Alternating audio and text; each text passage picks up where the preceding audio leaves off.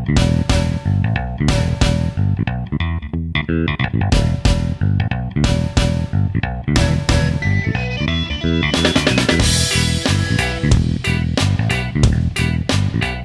there, boys and girls. It is week 8 of the college football season, and therefore I think week 9 of the Carla and Crappy Show. Math is hard. I'm not totally sure about that, but what I am sure of is that you are not the voice you were expecting to hear right now, because obviously I'm not crappy. I'm Carla, and I'm here in Nashville, Tennessee, where I'm fairly certain the goalposts from Neyland made it and floated down the river here at some point this week. I'll have to check my sources and verify that. And the other guy over there is also not crappy, but it's our good friend AJ. I guess this means we have to like remove the emeritus title from a part of your title. You're back being interim co-host. Listen, it's emeritus just means I'm here all the time. I'm like Bob Stoops in the bowl game. Like, you can bring me back, it'll be fun. And then I'll just go like, well, this was fun, everybody. I'll see you next week on Big Noon Saturday. It's fine. There you go. So my husband was joking. He said that you're now the Pat McAfee of That's how this works, right? That is how this works. I show up, I have fun, and then I leave. It's great. Next man up, right? No, we're actually we're covering for Crappy this week for the first time in the 11-year history of the Carla and Crappy Show. Crappy is not able to join us this week. Everything's fine. Don't worry about that. Like, he's fine. He'll be back next week.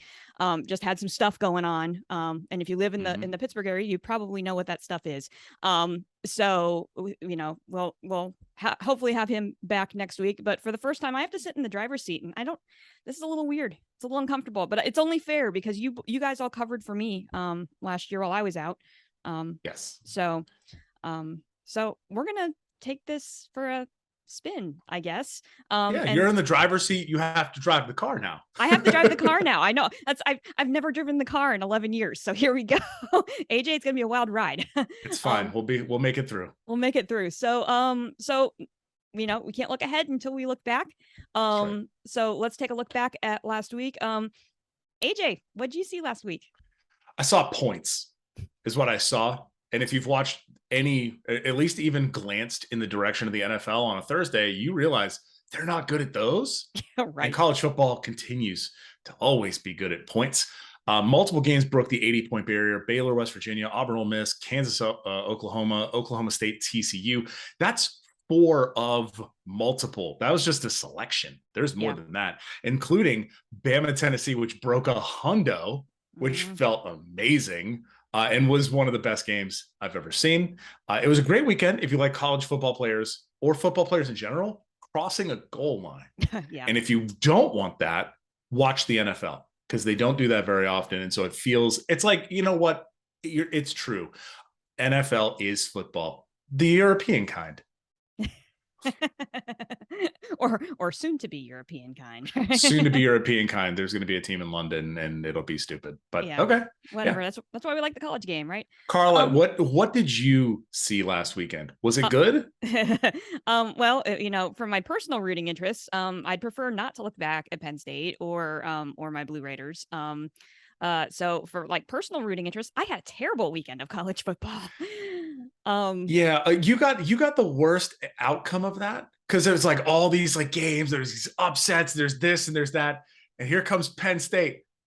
Yeah, it was. So we took Ellie to her first tailgate. I mentioned that last week on the show that we were going to take Ellie down to homecoming at Middle, and so we went and we had a great time. And it was actually a legit, like our friends had a legit. Hi, Jess and AJ. They had a legit like setup, and so we had a generator running a TV. And so we were flipping back and forth between some of the games, and you know, looking like, keeping an eye on that game. And like, if you weren't paying attention to the game and just watching the score, you're like, oh, Penn State's right in this, right? In the first half. And then, but really they weren't. They were never in the game. And it was just, we'll talk a little bit more about that because we've got another big game coming up this weekend. So I'll get more into that a little bit later. But yes, of course, Bama, Tennessee was fun. I mean, watching Bama get beat is always, it's always good for the soul. Although I will say it was tough to watch them get beat by Tennessee. That's a tough fan base. for living here in Tennessee, they're obnoxious. I'm not gonna lie. But I'm happy for them. It's been 9 years or something like that since they've beat Bama. No, long. It's way longer than It's that. way longer It's than like that. it's been a very, very, very long time since Tennessee has beaten Alabama. I feel like it was longer than 9 years. I want to say it was somewhere in like the 14-year range. It Okay. has been a brutal slog. Like it turned from the third Sunday in October as a like rivalry into this is a small road bump for Alabama. Yeah. I think this is very there's a number of interests here in terms of Bama looks not just mortable, but they look sloppy. Yeah. They have not looked tight. They have looked very sloppy. Like, when was the last time you saw a player on a Nick Saban Alabama team say, you know what, I am going to grab that football on a punt return, even though I'm not supposed to? Right. At all, right? Yeah. There is a whole lot of that is happening in these games that is like keeping Alabama in. That's why Texas A&M was close. That's why Tennessee was able to get where they got. This is also a lovely proof of concept for Tennessee because they have Hendon Hooker. You have the amazing receiver core that they have. Josh Heupel's offense is rolling, and they are continuing to bring in talent. So I hope that this continues to be a fun part of the rivalry and not a speed bump in October. Yeah, for Alabama. But that game was like stupid entertaining to the point that like I couldn't look away, right? And so it was one of those, it that kind of like immersed my weekend after like getting over the fact that Middle and Penn State lost. But like we were both up for what I think was probably the second best, maybe even depending on who you ask, the best game of the weekend, which was the nightcap USC and Utah.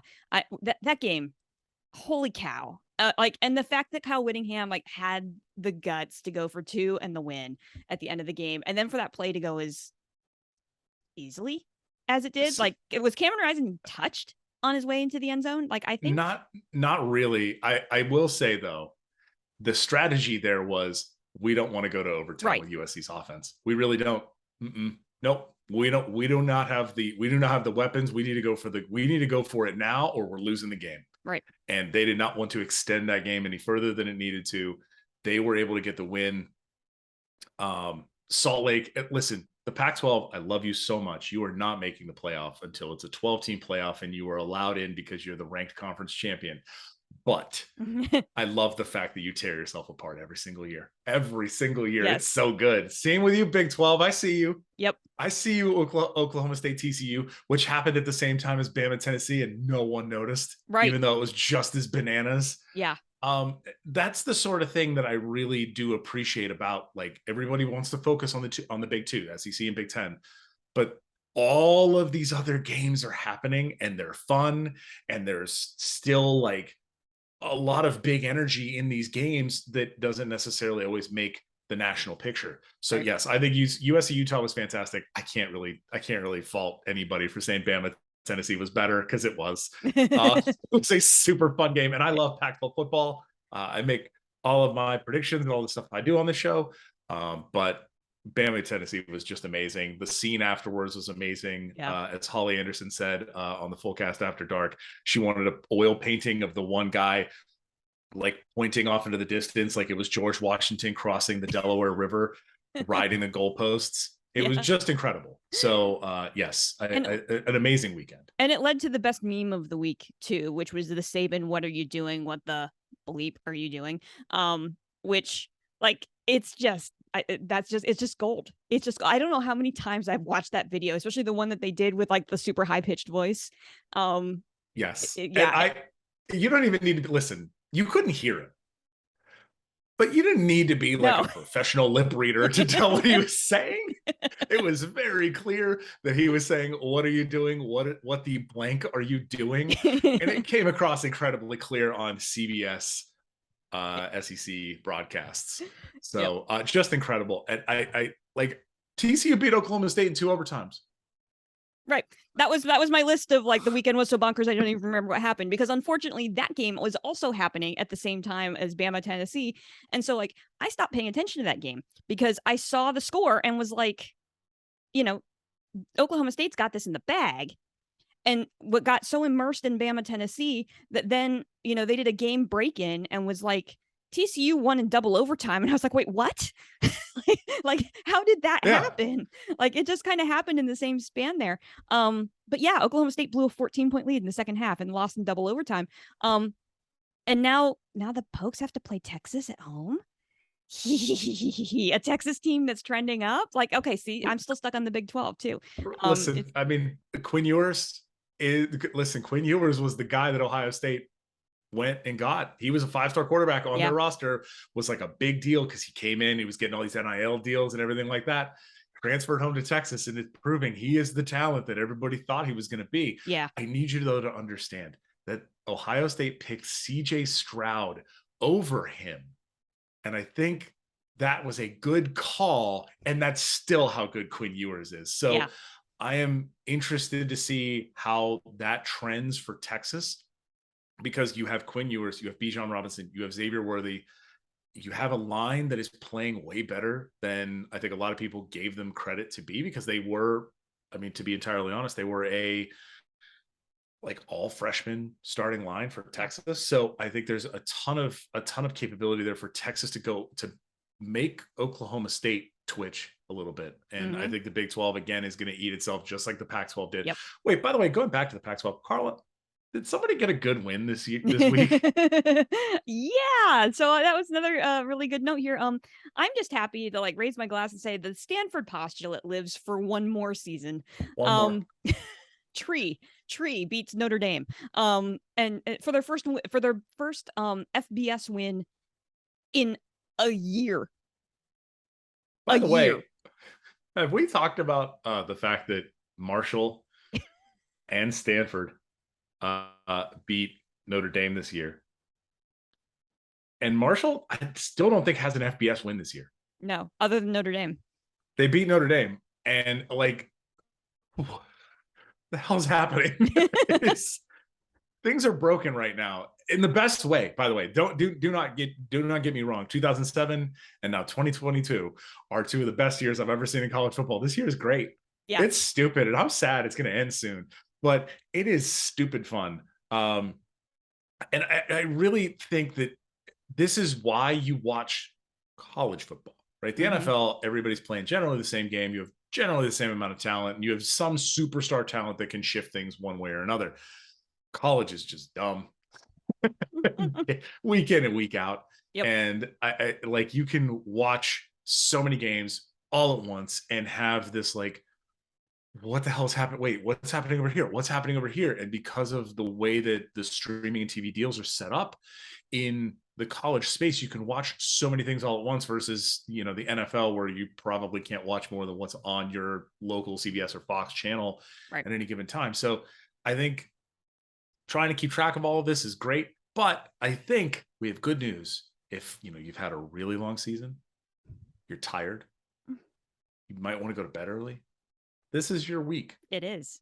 Carla, tell me about how the Cornell Big Red Bears are doing. Yeah, we've got to do the Big Red Bears report. Even though Crappy isn't here this week, we've got to keep the tradition alive. And I am very pleased to report Cornell won last week. Yes, let's go. Cornell picked up a win over Lehigh 19-15. The game turned on a 31-yard pick six in the third quarter, which put Cornell up 16-15. Drew Powell, Crappy's nephew, had one carry for no net yards. But hey, he got a carry, so we're happy for you, Drew. Keep plugging away. So this weekend, Cornell travels to Providence, Rhode Island on Saturday for the Crayola Bowl, which I'm just totally making up, as the Big Red faces Brown. And they're not just Brown, they're the Brown Bears. So the Cornell Big Red Bears against the Brown Bears. This is just going to be a really confusing game. There's a children's book about that, I'm sure. Big Red Bear met Big Brown Bear, and they had a football game. I like it. If you want to watch it, it's at 12:30 Eastern on ESPN Plus. Hold on, I do have a stat update. Breaking stat updates. Okay. Drew Powell, 1 carry, 0 yards, but did have 1 catch for 8 yards. Let's go. Woo! I will say, though, that is a minus 0.22 EPA for him, according to the friends at GameOnPaper.com. But that's right. We have advanced stats on Crappy's nephew. We have that now. But yeah, listen, he got a catch. Yeah, this is great news. Go Big Red. Hopefully we see more of Drew Powell in the game, in the Big Red Brown Bear game. Big Red Brown. I like that. The Big Red Brown Bear. I like that. So AJ, I'm confused because like if you listen to a normal show, like Right. this is the point where we would normally like toss it to you for the Group of Five After Dark report, and but you're here. So Yes. I'm not sure exactly what to do here. So I think I'm just going to toss it to you anyway, just because why not? So Okay. Go to you. So what we're going to do is I do watch more than just Group of Five football. I happen to like it a lot more, but I do watch more than Group of Five football. So I think we do need to talk about a team coming off a huge upset and getting a bigger challenge this week. And that's right. Starting at noon, we have UT Martin at Tennessee. So Carla, let's dive into UT Martin at Tennessee. The fact that there's not even a line for that game because but if you had to put an AJ Fun Index on that game, what would you do? Or what would fun index is 60. Spread is also 60. This could be a letdown game for Tennessee. Coming off the huge win, but facing this larger challenge. This wasn't the game that I was going to talk about, but you are right. We are going to be talking about a team coming off of an upset and getting a bigger challenge this week. What I was thinking though was the game at noon Eastern on ABC. Number 14 Syracuse at number 5 Clemson. Clemson favored by 13.5. The AJ Fun Index for this game is a not quite as fun 50. So AJ, what are your thoughts on that game? We've been postulating all year, going into the lab, really trying to use scientific data and research to determine, is Syracuse good? Carla, is Syracuse good? I honestly still don't know if I can answer that question, but they picked up a hell of a win last week. I mean, they got a win against NC State, but I don't know that they're good. Right. Like, because NC State didn't have a quarterback. Right. I don't know if Syracuse is good. Yeah. This is the Syracuse conundrum. I will title it now. The Syracuse conundrum. Are they good? We have no idea. I don't know. They might be. They're undefeated. And so they are the only, this is an undefeated battle in the ACC, Syracuse at Clemson, just like we all drew it up.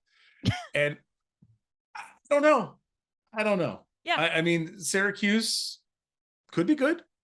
Might be. It's Carla, dive a little bit deeper here because I truly don't know. Well, and I'm on the fence with you too, because like statistically, if you look at Syracuse, their offense measures up with Clemson, which is kind of baffling to me. But like statistically, they're really even offensively, and the Orange defense is actually better than Clemson's, particularly against the pass. Their secondary is pretty darn good. So edge Syracuse? Question mark? But like Crappy's mentioned this a couple times because he's enamored with the ACC, right? So he's been, I've been enamored with the Big 12. He's been watching the ACC. He did mention, and I agree with him, that this is a Clemson team that's finally starting to get its act together, right? That yes. DJU is righting the ship. He's looking more like the quarterback that we all expected him to be. And Clemson scored on 6 straight drives last week against Florida State. Like that's an offense that's functioning well, right? That being said, though, I hate the line here. 13.5. Like, why? That's a big line. That's a big number. Yeah. I think the game's gonna be super tight. This is one of those like you kind of have to think like the pick is Clemson at home just because they're at home and they're the known entity at this point. But like the game's at noon, the atmosphere is not going to be great. Like if this was a night game, then I would say yes, Clemson's going to win this game. But a noon kick, like, I think that levels things out a bit. I honestly wouldn't be stunned to see Syracuse win this game. And I think this is where I think the interesting part here is if you break down the stats, Syracuse has a very good passing offense. Their rushing offense is fine. Yeah. The Clemson's defensive strength is against the run. So you don't have a like strength on strength situation here. You have a weakness on weakness. Right. So you have the ability to have a strong Syracuse passing attack against it's an okay Clemson defense. But I do think that this is where I think Syracuse keeps it close too. The problem is that I don't know what to like really go on to say like, oh yeah, they're definitely going to keep it close, and here's exactly why. I just think it's like, yeah, it's going to be close, and like we will continue. This might answer the question: is Syracuse good? Mm-hmm. Also, sidebar on DJ Uiagalelei. I think we've now had multiple seasons of him, right? We had originally he played in the Notre Dame game in the COVID year, right? Then last year he was like fine. I think in this space, he has kind of gotten to a better than good, but he's not Trevor and Deshaun. Right. Right. And that's okay. He doesn't have to be Trevor and Deshaun. He could be DJ. But if you keep your expectations at DJ and not Trevor and Deshaun, he's great. He's doing just fine. The offense is rolling. They're actually scoring points now. They're putting up points that they previously could not do last year. They really, really struggled. I think they're getting a lot better. Their line play is getting better. So I'm still taking Clemson. I'm not taking Clemson with the line, but I would still pick Clemson to win. Yeah. Okay. So also at noon, because we skipped over Big Nude. Iowa at number 2, Ohio State in the shoe. Ohio State favored by 29 points. And an AJ Fun Index of a not so fun 49. Have any thoughts on this one? Yes. I'm really sorry, Ohio State fans, that you have to waste 3 hours of your time staring at paint drying. Because holy crap, the Iowa offense is I don't think enough people have watched Iowa football enough this year. Okay. We have. I don't think enough people have watched Iowa football enough to understand how truly putrid this offense is. Like it's bad. It is awful to watch. They have literally no idea what they're doing. Spencer Petras is like literal spitting image of Big Ben. He is a black and gold quarterback wearing number 7 and throwing and hoping at most points in the game. Like Ohio State is favored by 29. They could be favored by 50. It doesn't matter. Yeah. They are going to win by a whole lot. There is Ohio State's offense against Iowa's very, very good defense. But I got to be really honest. Michigan made that defense look small. And I think Ohio State is going to do the exact same thing. It'll be close early. I think Iowa can potentially slow them down early and people get a little nervous in the first quarter. And then Ohio State is going to put the foot on the gas and go. And like, this is a race to 14. Like the moment Ohio State hits 14, it's over. It's over. This game is done. Has Iowa scored more than 14 points in any game this season? Yes, they have. Okay. In the rain delay, like 2 a.m. game against Nevada, when the game was literally called because God said that's too many points, Iowa, and they had to go into a 4-hour rain delay and lightning delay because they had scored 17 points. Everybody was like, oh, here we go. Iowa might have figured it out. No, they haven't. Yeah. They lost 9-6 to Illinois. Right. Like there's in a game that we hate watched. I want to say did they break 20 against Rutgers in the 34.5 over-under game? I think they might have. Maybe. I think they did. But it doesn't matter. Iowa's not going to put up 14 points. And the moment Ohio State does, this game's over. Ohio State's going to win. It's not going to be pretty for Iowa fans. And Ohio State fans are going to be nervous for like 15 minutes and then it'll be done. I mean, honestly, the only reason I kept this game on the schedule for this week was in honor of Crappy. That's it. Yeah. By the way, this is just a reminder, a personal service and a public service announcement. You do not have to watch Iowa football. You don't have to do that. You can find other things to do. In fact, Syracuse and Clemson will be a way better game. In fact, hold on. I'm just going to spitball. I'm just going to look real fast at the schedule for next week at noon. Hell, you could just watch UT Martin at Tennessee at noon. Also at noon, Kansas and Baylor. Yeah. That's a spicy meatball. And also apparently I missed Cincinnati SMU. Anyways, look, there are other things you can watch. You do not have to watch a Brian Ferentz coached offense. And the fact that he hasn't been fired so far is both nepotism and Gary Barta doesn't want to do. So let's move along. Let's move on. This is a game that I think you're going to know a little bit something more about here. At 3:30 Eastern on ESPN2. We have Memphis at Number 25, Tulane. Tulane favored by 7. The AJ Fund Index is an appropriately edging up towards fun, 56.5. I'm gonna go first here since this is a game that you have a little bit more expertise here. So here's a thing I never thought I would say this season. Number 25, Tulane. These offenses are statistically dead even. Tulane's defense substantially better than Memphis's. And this is a Green Wave squad that beat Kansas State on the road, my beloved Wildcats of K-State, and edged out Houston in overtime. Sure, Tulane. I'm sure you have better thoughts about this game than I do, so educate me. Yeah, like if Tulane doesn't lose to Southern Miss, they're undefeated. Yeah. And people are talking about like an AAC championship run. Here's the thing. Tulane is just fine. That's it. They're not good. They're fine. They are very much in they're the opposite of Syracuse. It's like, we know you're just fine. The problem is they're playing a Memphis team, and this Memphis team is lost. It's weird because Memphis over the last 5-7 years, something like that, has been a very, very, very good football team. They are cruising at that like upper crust of G5. If you're playing them and you're a P5 team, you're going to get got most of the time. Mm-hmm. Like, don't schedule Memphis, Ole Miss, and Mississippi State. You do it enough because it's local to you, but stop if you don't want to lose to Memphis. But they are average at best this year. They just lost last week in multiple overtimes to ECU, a game they should not have lost. Mm-hmm. So they are kind of all over the place. They don't look quite right. Their offense is scoring far less points than they have in the past, 2 years, 3 years. And that Memphis season in 2020 looks a little bit more suspect. It's very fun to kind of go back and look at the COVID season and teams that were good in COVID versus teams that were bad in COVID. And you're like, was that real? Was that not? And it was more or less like just circumstances of that season and less a like indicator of overall success. I see Tulane winning this game.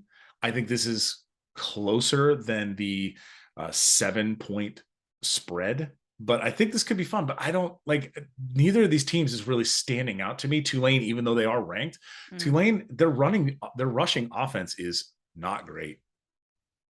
Yeah. And they're going up against a Memphis run defense that is very good. So there's a lot of different pieces to this where I could see like Tulane running away with this. I could see Tulane losing this game. There's a number of different timelines here that could work. I'm still going to pick Tulane because I do think they're a better team, but this one might be spicy. Okay, I'll keep that one on my radar. That one's on that's on ESPN too, so it's easy on the thumb, right? To be able to keep that on the radar if it gets interesting. Yes. Also at 3:30 Eastern on Fox, the Chip Kelly Bowl. Number 9 UCLA at number 10 Oregon. The Ducks are favored by 6, and the AJ Fun Index is a very, very fun 69.5 points. AJ, yes, I'm gonna let you just go ahead and run with this one because this game has your name written all over it. I need to figure out how I clear my 3:30 slate because I'm looking. There's a bunch of 3:30 games. By the way, 3:30 slate is lovely this weekend. This is going to be stupid. This is a noon local kick. So this isn't Autzen at night. This is Autzen at day. I don't know if you guys have kept, because here's the thing. Oregon has been playing a lot of night games, and the most people have seen of Oregon was when they got turned into paste by Georgia. Right. That's not the team that Oregon is today. They are a much better team. Bo Nix has got this team rolling. And, oh, by the way, they're the number 1 rushing offense in the country. Mm-hmm. Who saw that coming? Right. Oregon is going nuts on offense. UCLA has one of the top 5 passing offenses. Oregon has one of the worst pass defenses in the country too. Yeah. So this is where, like, all I'm going to say is if you would like to see a fire break out at a fireworks factory, this is the game to watch, because not only do you have that, like you have 2 very good high-powered offenses and 2 middle of the road to not great defenses. You have the chaos factor of Dorian Thompson-Robinson and Bo Nix. Right. You don't know what you're getting out of either of these quarterbacks. Yeah. I truly when we watched the Washington UCLA game, I was expecting Michael Penix Jr. to just go nuts. And all of a sudden, Dorian Thompson-Robinson is like literally juking dudes at the goal line and making Washington defenders tackle each other.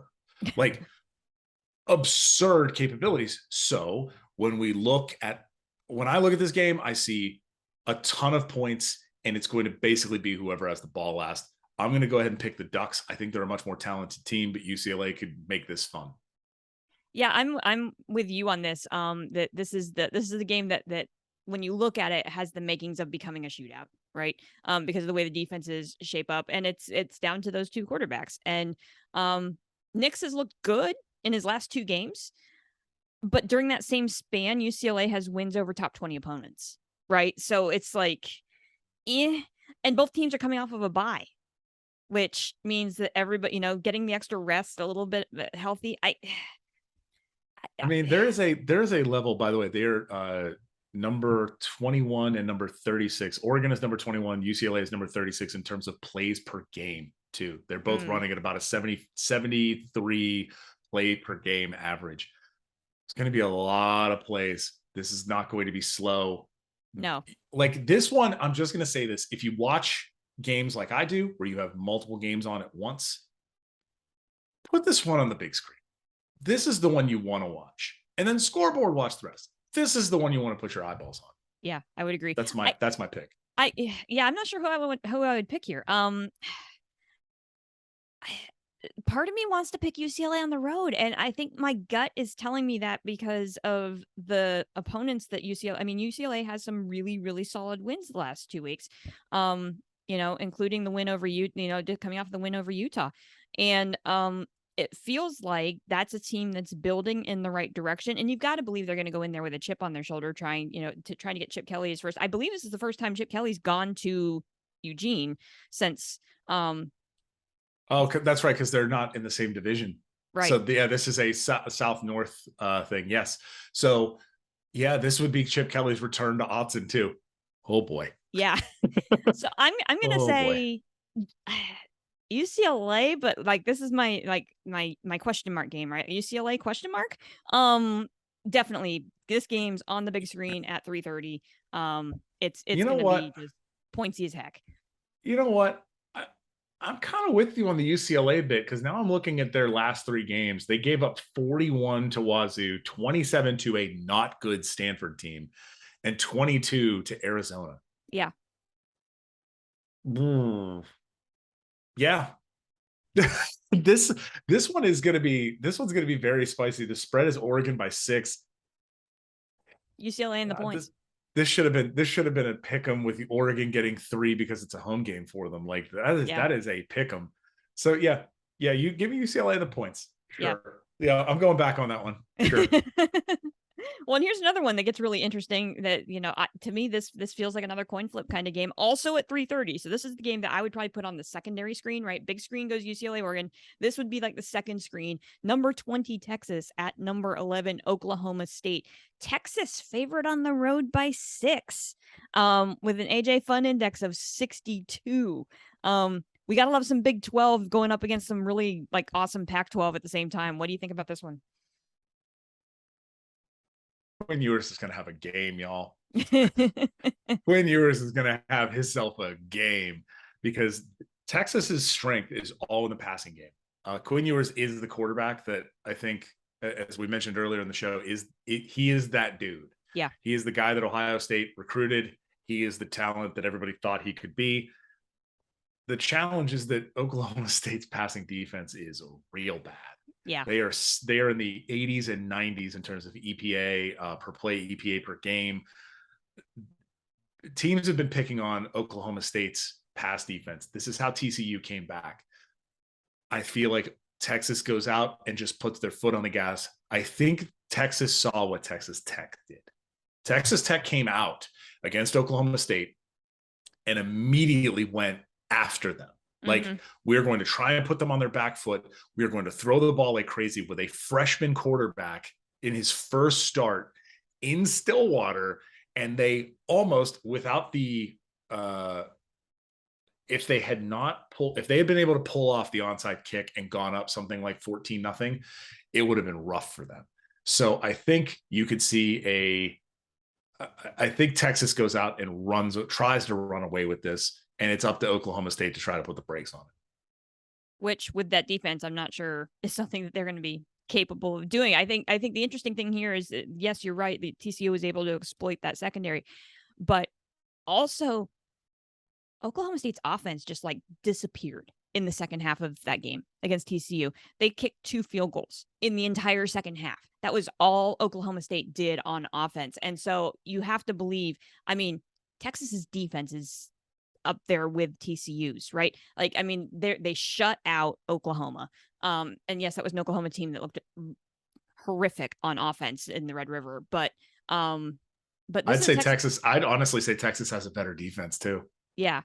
And so if Texas's defense comes to play and is able to do what TCU did in the second half last week, Texas wins this game on the road. Like, Quinn Ewers has that offense rolling. You know, and here's the thing, like the one thing that impressed me last week, right? So yes, Texas got a little bit of a scare from Iowa State last week, but here's the thing. In recent seasons, we have seen Texas fold in that situation, right? And give up that game. And then everybody that was saying Texas is back, you know, and then they all start piling on like, nope, this is the same old Texas, just a different year. They won that game last week. In other seasons, they would not have done that. This is a Texas team trending in the right direction. Sark's got this team running, and I do. I think I like the Horns on the road here. It just feels like they're the team that's heading in the right direction. What's actually funny is I'm looking at the expected points chart, and you can see Texas like at play 50 really starts to like drop as Iowa State starts to come back. And you can literally see the part where Texas goes, nope, and pulls it right back up. Mm-hmm. Whereas they could have previously fallen off. Right. I do think I will go on record here and say it was a fumble, or at least a targeting call against Texas at the end of the game there. But honestly, Texas, you're right. They could have folded. And I think they might have heard Joey McGuire at Texas Tech call them out. I don't know if you saw that speech after Texas Tech beats Texas. And he said, I told you they would break, and they did. And I think they heard that speech and they took it to heart. And they said, we got called out because someone thought we would break. Someone questioned our heart, and they were right. Let's not do that again. So getting that all the way through, does Sark have this team turned around, or did Joey McGuire just give them some spectacular bulletin board material? Who's to say? I think Texas wins. Yeah. Okay, moving on to the primetime games. Let's do another one that you have on your radar. It's at 7 Eastern on CBS Sports Network, the network of champions. Boise State at Air Force. Air Force favored by 3.5. Fun index is 47.5, and you are cackling, and I need to understand why you are cackling. I need to pull the curtain back. I just read Carla and Crappy and I have notes. Okay. Right. This is not all off the top of the dome. I will say though, when I do the Group of 5 After Dark report, a lot of that is off the top of the dome, but there's notes. And so I'm like keeping track of like where the games are. This is where we put like what the spread is and the fun indexes and so on and so forth. Right. Yep. And I just read what Carla wrote for this game. And it just made me laugh because it's true. Carla, go ahead. Okay, so I was going to say that, honestly, I have nothing constructive to add to the conversation of this game because I've not seen either of these teams, other than the fact that I still find it hopelessly ironic that Air Force doesn't have a passing game. How? How? So what's funnier is that Air Force's pass defense is terrible too, and so they're not even good at being air troops, right? So here's the thing: Boise has been more than mortal. They have been incredibly mortal this year. Yeah. The difference though in this is that over the past 2 weeks, Boise's kind of turned it around. They started playing around with different quarterbacks during the I think it was the San Diego State game is where they really started to mess around with quarterbacks. Hank Bachmeier has kind of gotten benched in favor of Taylon Green, and Taylon Green is a dude because not only is he giving them a passing threat, but also he's much more capable of running the ball than Hank Bachmeier ever was. And so they're able to go into more of a dual threat capability. Boise's defense is unquestionably good. Their offense has been what slowed them down. Taylon Green has been giving them much more on offense in the past few weeks, which has been making Boise look a lot more capable, right? They hung 40 on Fresno, although RIP to the GOAT, Jake Haener. He's not dead, but he's done for the season. Yeah. Our late night god. He's done for the season. So they were able to get right against Fresno, but they also were able to turn it on against San Diego State, right? They were able to go out and say, okay, no, we're running away with this game. They lost to UTEP and then said, okay, that's enough. And then we're able to turn it on against San Diego State, really put it on Fresno. I think this is Boise. I think Boise is going to try and come out and really try to prove that they're still Boise State. Don't forget it. They are 3-0 in the conference. They still lead their division. They're still very much on track to go to the Mountain West title game. But they are very much coming out and saying like, no. Don't get it messed up. We're going to come out and ruin your day. Air Force, meanwhile, has one of the top rushing offenses in the country. Boise has a very good run defense. So this could be a very slow game. That's why that fun index is 47.5. Air Force is undefeated at home. They have one of the top scoring offenses in the country. This could be fun. It is on CBSSN, the Network of Champions. Do find that. Although I have a personal beef right now with CBSSN for whatever reason. I cannot stream it. I have to you go to CBSSports.com. They have you can watch it just like you can with watch ESPN and FoxSports.com. CBS Sports Network does not want to work on my machine, and it drives me crazy. I've tried multiple different browsers, different ways of doing it. CBS Sports Network, I claim it as the Network of Champions. Give me my stream, please. I would like to watch this game. I do think Boise's defense, though, is going to ground Air Force. But they'll keep it close and win. That one's one to keep an eye on for sure. Especially after this next game. If this next game gets a little bit out of hand, which I think it might, at 7 Eastern on ESPN, number 24, Mississippi State, at number 6. Yes, number 6, Alabama. The Tide are favored by 21. At home, and the AJ Fun Index is 61. That could be fun. Do you have any thoughts on this one? I mean, this is we have year 3 Leach, which, by the way, if you go back and look at Mike Leach's coaching career, year 3 is when his teams turn it on and they're like, oh, how are you so good? It's because the offense has had time to actually gel because everything works on timing in that offense. He still runs the same offense. It's not like it changes year to year. Right. What's different, though, is that Mississippi State is actually running the ball. They ran the ball 37 times in a single game. Mike Leach ran the ball 37 times. Just put that out there in your brain. 2022. Sure. I think this is where Bama is. Listen, Mississippi State, I'm really sorry. Bama's going to try and get right against you. Yeah. It does help that you are going on the road and Alabama has still continued to play sloppy after sloppy. It is unbelievable to me that they are the way that they are in this. In this season, they've had multiple 10 penalty games. Yeah. And Nick Saban screaming, "What are you doing?" is very, very real. I think they are going to try to just run the ball down Mississippi State's throat. They're just going to hand the ball to Jahmyr Gibbs and say, "Go get him, son," and have have a really strong game and try to play clean. They don't want to have holding penalties. They don't want to have false starts. They don't want to hurt themselves. Right. Because Mississippi State is going to try and go out and throw and try to score as many points as they can, as quickly as they can, because they're not going to get too many of them. I see Bama winning. I expect them to cover. I think Saban's going to try and prove to everybody, okay, you want to bring me down to 6 because I lost? Okay. All right. Yeah. And he's going to try and spin this game up and say, look, they don't believe in you. You lost, and it's not looked great, and you guys have looked bad. And yeah, Mississippi State, I don't think is going to have a chance here, especially because they got to go to Tuscaloosa to do it. If this game were in Starkville, Maybe. Yeah. I'd be a little bit more interested, but no. Sorry, Klanga. You're gonna get your bell rung this week. Yeah. Yeah.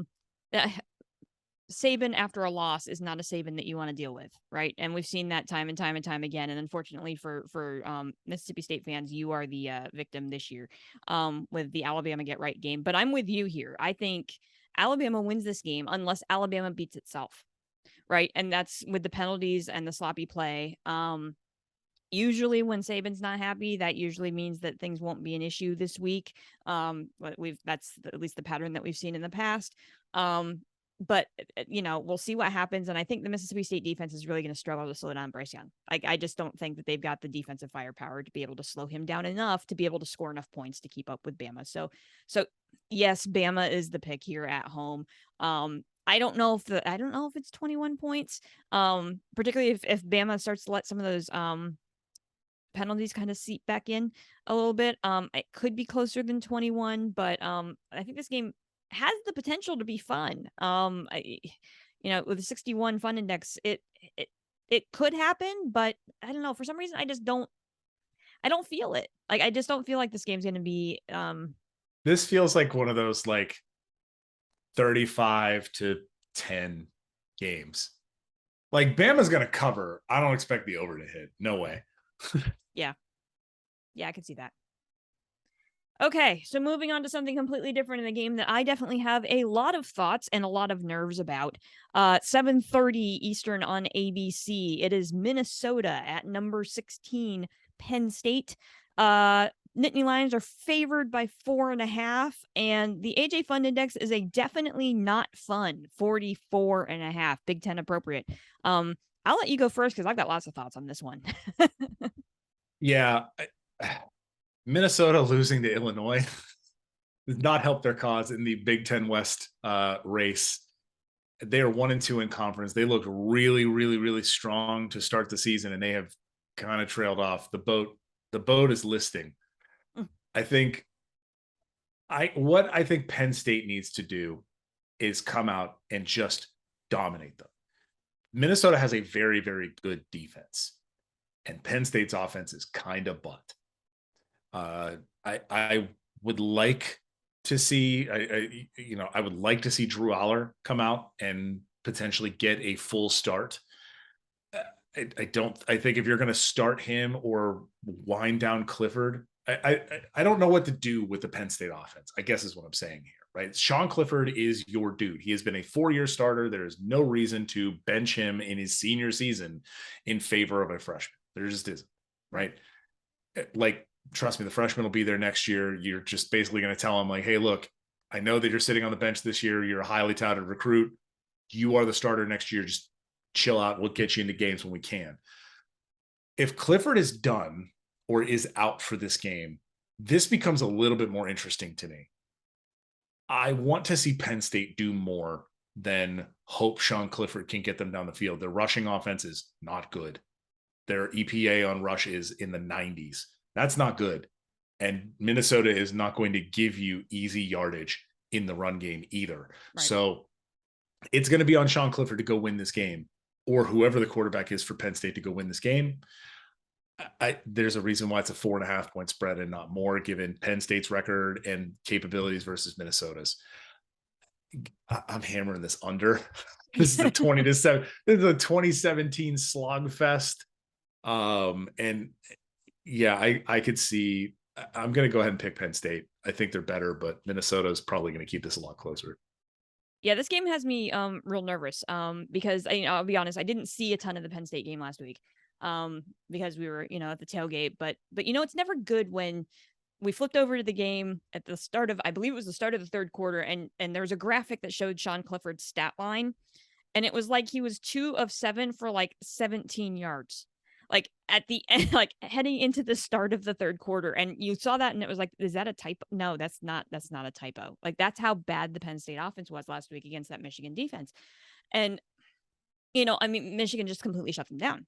And here's the thing. I get what you're saying about the run game for Penn State. Penn State actually has found a run game. The problem is they found the run game, and then they've gone up against a team. They found the run game late, 3 or 4 games in. right, with these 2 freshman running backs that can really do something. And then they've gone up against good run teams, right, or good run defenses. And so they haven't had a chance to really get it established. And so, yes, they're having to rely on Clifford. And now with Clifford's shoulder, and Franklin's not talking about whether or not Clifford's going to be available for this game, or if he's hurt, or if he's going to be at 100%, had Penn State not scored a defensive touchdown in the first half against Michigan, that game would have been out of hand in the first quarter. That's how bad that was. So yes, I'm nervous. Hosting a Minnesota team that also has, like you mentioned, a very good defense and a stellar running back in Mohamed Ibrahim, who is now back, right? So you got to slow down that Minnesota run, and the status of Clifford is up in the air. Like, there's a lot of things here to make me nervous. The glimmer of hope here, though, is that this is the whiteout. This is the whiteout game at Beaver Stadium. And that, to me, is what makes this like 4.5 point line work. Like, I'm real nervous about this game. If this game was a noon kick, I'd be super nervous about this game. The fact that it's a whiteout, the atmosphere is going to be hopping, especially if Aller ends up getting getting his first start. I see this. I mean, I'm going to pick Penn State. I always do, right? So I'm going to say Penn State, but I'm going to feel a little bit more comfortable about it with the fact that this game is the whiteout game, as opposed to this was a noon kick where I would be super, super, super nervous. Instead, now I'm just super, super nervous. I mean, it's not like they have a game coming up next week at noon that might be of some import. Yeah. And you might have a look ahead potential here as well. Yeah. Just throwing that out there. I'm just speaking facts about Penn State's schedule coming up, because keep making me more nervous. Yeah, that's great. It's although okay. I will say this, that from a personal standpoint, there is something that I can hang my hat on. And that is the fact that my parents are actually coming to visit this weekend. And I have, anytime since I have moved to, my dad is the reason I am a Penn State fan. He's a Penn State alum. And I have not, since I moved to Nashville, watched a game together with my dad that Penn State has lost. And we will be able to watch part of that game together. So let's do this. Yes. And finally, I'm really glad that we found a TV home for this game, because the early part of the week, there was not a TV listing for this game. And for God's sake, it's for the first place in the Big 12. Yes, 8:00 Eastern, FS1, number 17 Kansas State at number 8 TCU. The Horny Toads favored by 3.5 at home. AJ Fun Index of 55.5. Another fun Big 12 game. What do you think? I mean, look, the Big 12 is doing the Lord's work this year, really making sure that we have fun and entertaining things. I'm now wondering what's on Fox at 8 p.m. Next Saturday. Baseball. Who cares? Who cares? Come on. No one cares. Anyways. That's why Fox got a 3:30 game, because they're doing baseball postseason. God, everybody's going to be excited for people who don't get sweaty while playing. Anyways, yes, this is on FS1. Find that on your dials. This game's going to be stupid fun. Yes. Mostly because we got a strength on weakness matchup here. We have TCU and their incredible offense going up against a pretty stout defense, especially Kansas State's pass defense. They're very good against the pass, not so great against the run. So I expect TCU to probably run the ball a lot more, and I expect Sonny Dykes to make some fun stuff happen there. Kansas State's running offense, though, Colin Klein is a gross human being. All right. He was the former quarterback at Kansas State, and he has the North Dakota State former head coach, Chris Kleiman, as his head coach. And so they just want to do like North Dakota State, we're going to run the ball down your throat things. And they're just letting Adrian Martinez do that. And it's great. And so TCU's run defense is not good. So I expect to see this thing go back and forth, up and down the field, with each team getting decent sized chunk plays, especially in the running game. Kansas State's passing offense is not good because Adrian Martinez is not great at throwing the football. He just isn't. And that's okay. So I think there's you have a big capability for this game to go back and forth. Keep your eyes on this one. I think this one might be my favorite game of the day, potentially. No, UCLA Oregon is going to be my favorite game of the day. This one's after it, and so I get to watch them at one after another. Give me I'm going to go ahead. I'm going to pick the purple team. I think the purple team's going to win this game. Actually, no, I'm gonna go ahead and pick TCU. I think TCU is going to win this game. Just it just feels right. TCU is on a roll this year. They're at home. They're getting a night game. I think TCU is going to win it. I just really love the fact that we have an all purple K-State TCU for first place in the Big 12. Like it's in the middle of October. Like dream come true. Like you're right. The Big 12 is really kind of keeping us all going this year. Yeah, I think Adrian Martinez is the key to this game, one way or the other, right? Because we saw him play like his hair was on fire against Oklahoma. And then, but like we also saw him to lose Tulane the week before, right? And then squeak out a 10-9 win over Iowa State. Like he's almost become like the Bo Nix, right? Like he moved into the Big 12 and like took on the role of Bo Nix of like, which Adrian Martinez are we going to see in this game? The one that like played it like his hair was on fire against Oklahoma, or the one that lost to Tulane? We don't know. Nez. There it is. Yes. TCU's defense is going to give the K-State offense the opportunity to make plays, right? It's going to happen. Can Power Cat take advantage on the road? If you look at the trends, TCU's won 3 straight against ranked opponents. Like they've been through a brutal stretch, and they're a team again trending in the right direction after being benched to start the season. Max Duggan has become one of the best quarterbacks in the country. They're a team that's really looking to continue the momentum. And as much as K-State is my darling in the Big 12 and have been for the last decade since they were one of the teams that I had to that I managed their site, and like K-State's always been like held a special place in my heart. I think the Horny Toads are the pick at home here, but this game's gonna be stupid fun. I'm going to keep an eye on this one, even though, I'm going to be watching the Penn State game, obviously, but I'm going to definitely be scoreboard watching this one and keeping a close eye on it. Yeah. I guess the question is like, Gary, what were you doing? Because it's not like this is like a huge influx of transfer talent or anything like that, like USC has with, Jordan Addison, Mario Williams, Travis Dott. Like the entire USC offense was at different places last year. Right. Right. So TCU, this is basically the same offense. What was Gary doing? Yeah. Did they just need another year to chill, like to gel? Like, I don't know. I don't know. I guess the only question is like, can TCU get their defense together enough to really put up against, some of the upcoming, they got WVU, they got Texas, Baylor, they got Texas and Baylor back to back in the middle of November. Yeah. So there's an opportunity for TCU to like struggle towards the end of the season. The only game they have not in Big 12 play that has not been close was the Oklahoma game, but they were close against SMU. They were close against Kansas. They were close again. I mean, they had to come back from 14 down to beat Oklahoma State last week. Like TCU can do it. They just need to figure out some way to stop the other teams. So I'm very interested to see where TCU goes from here. I do think they beat Kansas State, but this is going to be a fun one. Yeah, absolutely. Boys and girls, you can hear the Carla and Crappy Show on Apple Podcasts, Spotify, Google, and a variety of other podcasting hosts. You can watch us on YouTube or on the show's Facebook page. If you like us, please subscribe, rate, and review. If you don't, mind your own damn business. And be sure to come back next week to see just how wrong we were, and hopefully see Crappy back in the driver's seat, because this has been fun. But I'm not sure that this is my thing.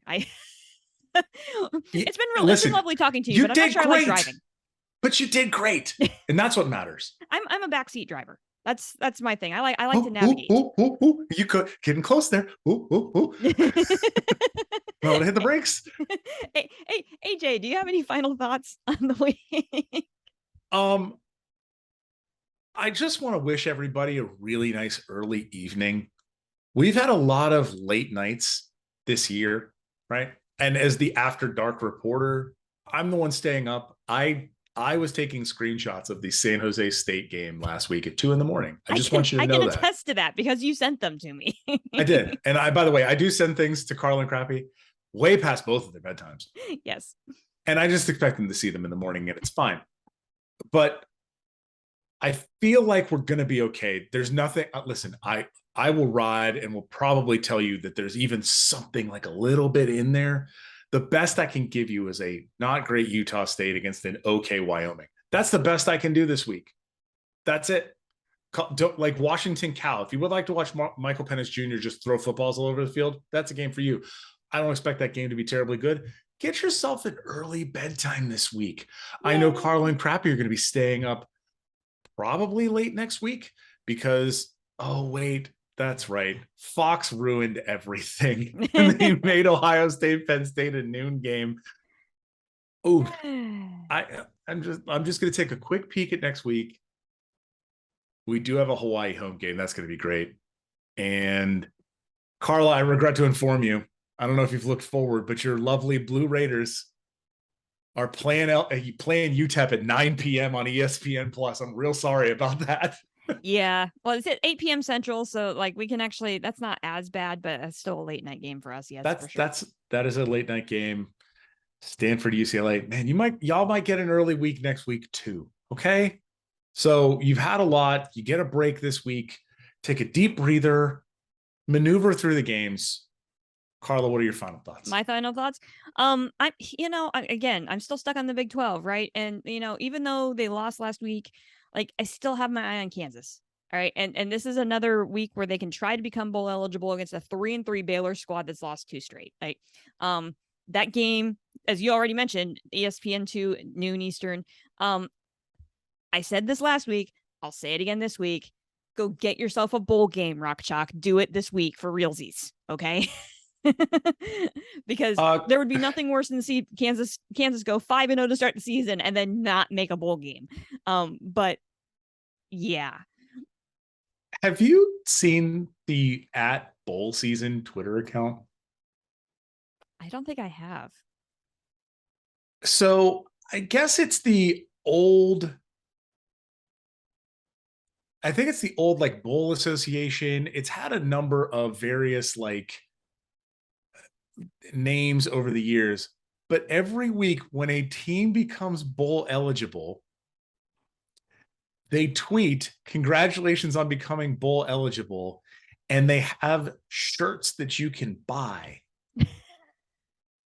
And listen, it's nothing more than a like generic 2022 bowl season bowl bound with some confetti and the team logo, and that's it. It's the silliest thing I've ever seen. And they have a podcast and they have a store, and like it's just incredible that there is like people are like they're sending out like congratulations. They did one for Ohio State. Like Ohio State's super excited about being bowl eligible. They have they got bigger eyes on the prize. They did one for Alabama. They did one for Georgia. They basically, did you win 6 games? You get a tweet. And so I've just been enthralled by like, hold on. Yes, there is a Illinois bowl bound t-shirt. There's a quarter zip. There is a youth long sleeve shirt. Like, it's so insane to me that that like this is the thing. Like for Illinois, big deal. For Kansas, big deal. Bama doesn't care. Yeah. Like, I got to be really honest. Like TCU don't care. Right. None of these teams care. But they got graphics. It's amazing. And this is why we love college football. AJ, thank you so much for jumping back in, for ripping the emeritus title off of your title, and jumping back in to be co-host this week. This was fun. I agree. It's always fun talking college football with you. So thank you for being here, and thank you all for watching, for listening. We'll be back probably for a bit closer to a normal show next week, because Crappy and I have this little football game that we're probably going to want to talk about. So with that, cheers to you, AJ. Cheers to all of you for listening. And in honor of Crappy, even though I can't say this, but I'm going to say it anyway. Beat Michigan. We'll see you all next week.